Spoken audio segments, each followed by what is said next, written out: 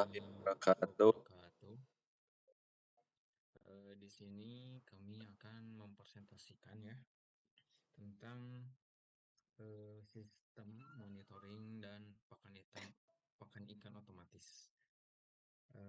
Perkenalkan, nama saya Ilham dengan NPM 2023131061. Perkenalkan, saya Dilan Malika Lambang dengan NPM 2023 1310 059.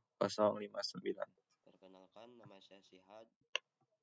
Perkenalkan, nama saya Risa Andriani dengan NPM 2023131053. Oke, di sini kami akan menjelaskan ya, mulai dari latar belakang masalah, terus cara kerja sistem, komponen-komponen, dan lain-lainnya. Bagian pertama di sini akan dijelaskan oleh Risa. Ya. Kita masuk ke bagian PPT.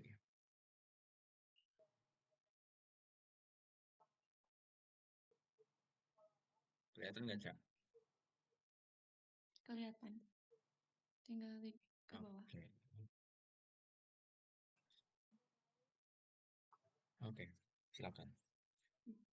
Di sini saya akan membacakan latar belakang masalahnya. Yang pertama yaitu budidaya ikan secara tradisional seringkali dihadapkan dengan berbagai tantangan, terutamanya dalam hal monitoring dan pemberian pakan. Salah satu kendalanya yaitu pengawasan kondisi kolam yang terbatas. Dan yang kedua, jika kondisi ini tidak segera diketahui, maka bisa menimbulkan kerugian besar karena kematian ikan secara massal. Selain itu, proses pemberian pakan yang tidak terjadwal dengan baik dari segi waktu maupun takaran dapat membuat pertumbuhan ikan tidak optimal serta pemborosan pakan. Yang ketiga, di sisi lainnya, pencatatan data yang mesti dilakukan secara manual menambah beban kerja dan meningkatkan risiko kesalahan. Oleh karena itu, pemanfaatan IoT hadir sebagai solusi digital yang dapat membantu peternak. Yang selanjutnya yaitu tujuan proyek. Tujuan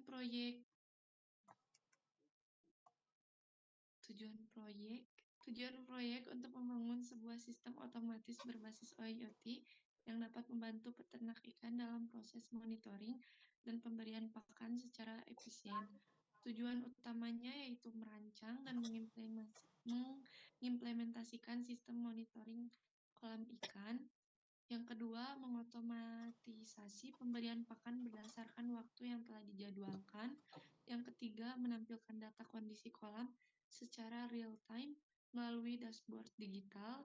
Yang keempat, memberikan dokumentasi dan bukti implementasi sebagai referensi bagi pengembangan sistem serupa di masa depan.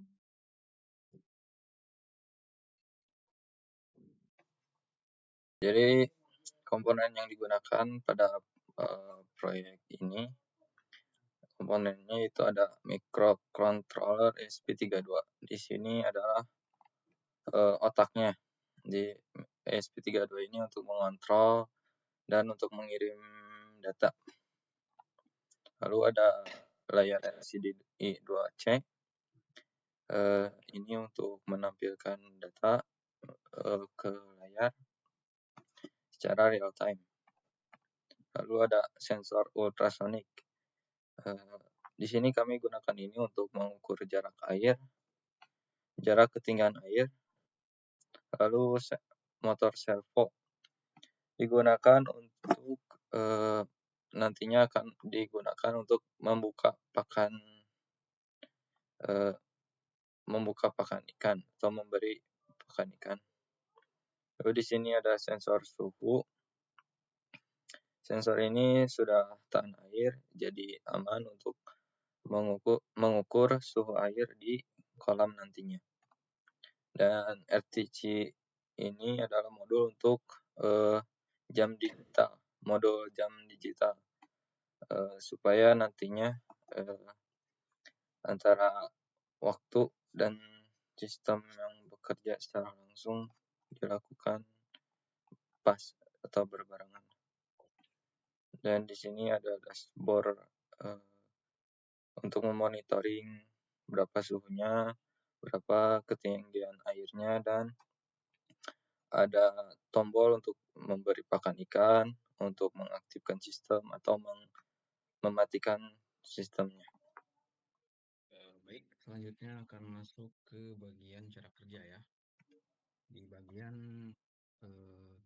ESP ke MQTT, lalu masuk ke Node-RED. Di sini saya akan menampilkan ya UI atau apa? Ini ya. Ini cara si ESP itu mengirimkan ke MQTT, lalu MQTT itu menerimanya di sebelah sini ya, bagian ini, di bagian share method. Ini mengirimkan ke bagian ke bagian, kita gorengin aja ya. Oke, sudah tersharing ya. Masuk ke bagian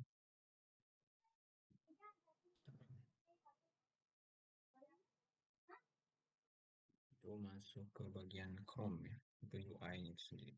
Bentar. Nah, ini untuk bagian Node-RED ya, untuk UI-nya. Lalu ini untuk bagian si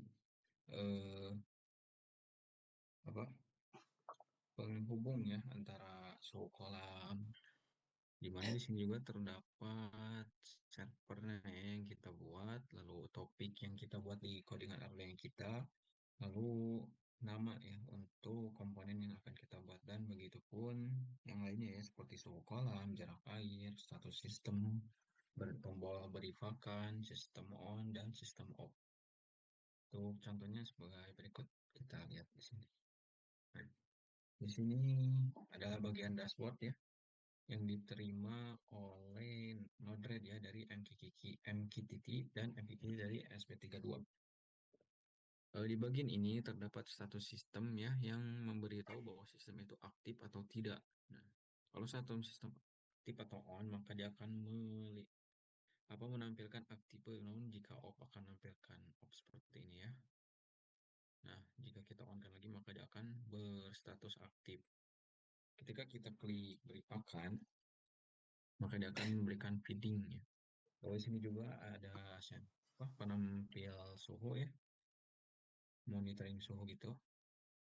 Sini saya coba panaskan ya, apakah ini akan naik sesuai. Nah, sepertinya naiknya sesuai yang dikirim oleh MQTT ke Node-RED ini. Di sini saya menggunakan jaringan lokal ya, jadi tanpa internet pun bisa gitu, asal terhubung ke jaringan yang sama, WiFi yang sama.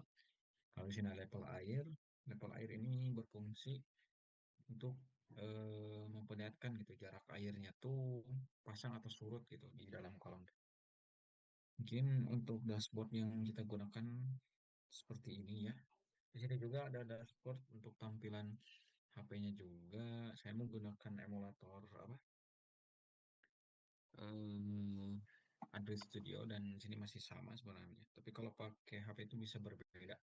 Di sini saya hanya menggunakan tablet, makanya agak gini ya. Nggak beda jauh gitu sama yang tadi. Lalu kita masuk ke cara kerjanya ya. Di sini itu ESP-nya ya. Bentar, saya cek dulu. Saya alihin dulu kameranya. Bentar, ke zoom ya. Stop screen. Oke. Nah, ini untuk project ESP kita yang telah kita buat, dan komponen yang tadi disebutkan oleh teman saya tadi, yaitu ada ESP32, ada sensor ultrasonic, lalu ada RTC, ada LCD juga. LCD ini berfungsi untuk menampilkan suhu, jam, dan jarak air ya. Lalu di sini juga ada servo untuk penggerak pakan. Di sini juga ada sensor suhu. Dan untuk cara kerjanya sepertinya, jika waktu ini telah menyentuh waktu yang menginjak waktu yang telah ditentukan, maka akan masuk ke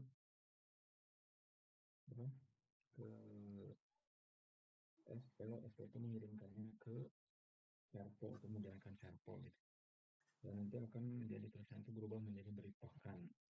Lalu jika kita mau beri pakan secara manual juga bisa. Di sini terdapat dua tombol yang tombol ini seperti yang ada di dashboard ya. Nah, di sini saya akan contohkan ya menggunakan tombol.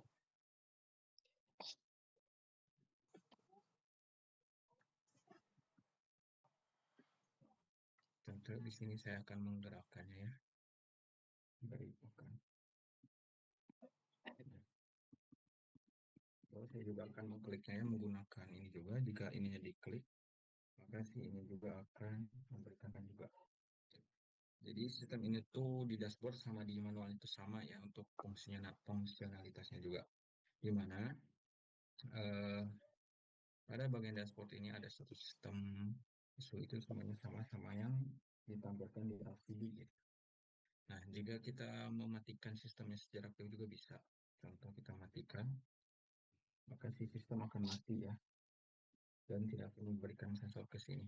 Ini juga akan stuck di sini karena tidak perlu mengirimkan sinyal. Jika kita nyalakan lagi, maka sistemnya akan nyala. Juga saya tambahkan buzzer ya untuk dan lampu menandakan bahwa si tombol itu berjalan dengan baik. Oke, mungkin itu saja yang dapat saya sampaikan. Kurang lebihnya mohon maaf. Terima kasih. Oh ya, di sini saya juga akan menambahkan ini ya, penjelasan tentang kode yang kita buat ya. Di sini tuh ada cara ya untuk menghubungkan ke MQTT ini. Pertama tuh karena kita menggunakan server lokal ya, jadi tidak menggunakan internet. Jadi mana ya? Tidak perlu menggunakan internet, intinya terhubung dengan WiFi aja gitu yang penting. Contoh kodenya ya.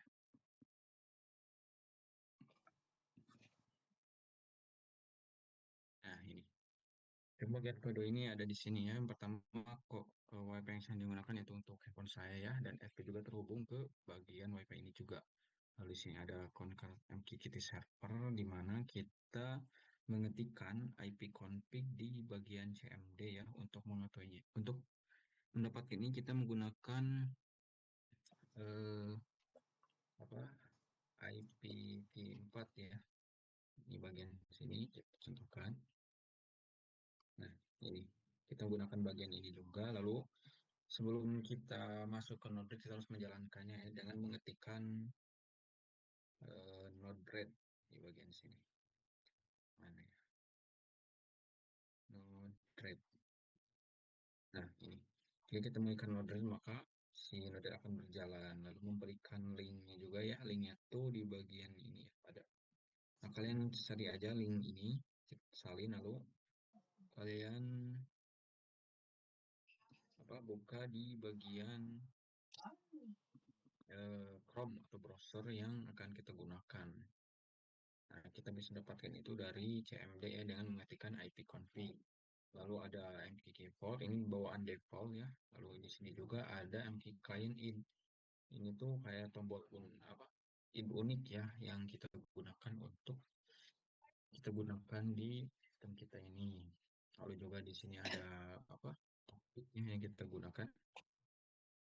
Di mana topik ini akan digunakan di bagian Node-RED ya. Kita ketikkan ulang di bagian Node-RED, lalu kita ketikkan di bagian topik. Nah, ini untuk bagian topiknya ya, dan ini untuk bagian tombol perintahnya seperti beripakan, lalu sistem ada on dan off juga. Lalu untuk library yang kita gunakan juga ada berapa ini? Ada 8 ya. Wire, lalu ada request untuk LCD, lalu RTC, alas temperatur, servo, wifi, dan public client untuk menghubungkannya ke MQTT broker dan Node-RED ya. Mungkin itu saja. Untuk selanjutnya akan dilanjut oleh teman saya. Di sini si Had akan menjelaskan tentang implementasinya ya. Karena waktu kita juga sudah sedikit. Mangga Had.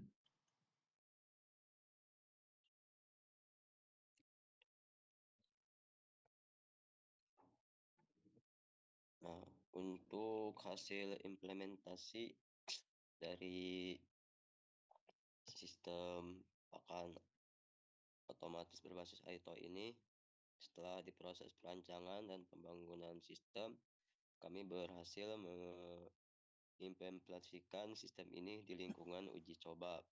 Beberapa hasil nyata dari implementasi. Terus informasi suhu, air, dan waktu dapat ditampilkan langsung di lokasi kolam melalui layar LCD. Contohnya di LCD itu menampilkan suhu. Nah, untuk tampilan suhunya 28,8 Celcius ya misalnya. Itu ini untuk jamnya ini untuk bisa ini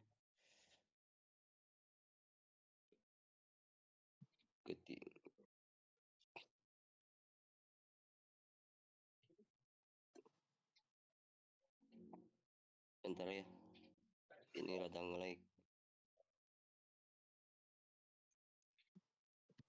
Nah, terus untuk kesimpulannya dari proyek ini dapat disimpulkan bahwa sistem monitoring dan pakan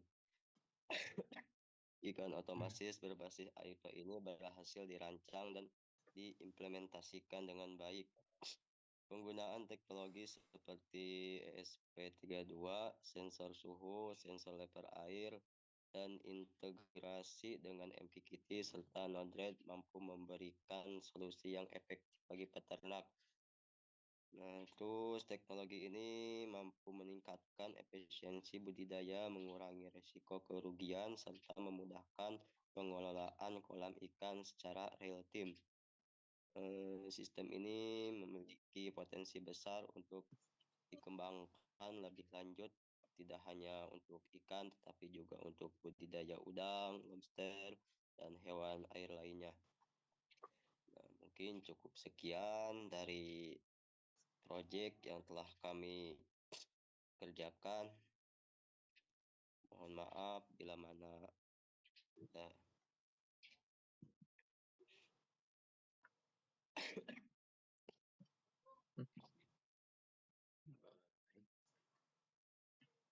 Mungkin sekian dari kami ya. Wassalamualaikum Assalamualaikum warahmatullahi warahmatullahi wabarakatuh. wabarakatuh.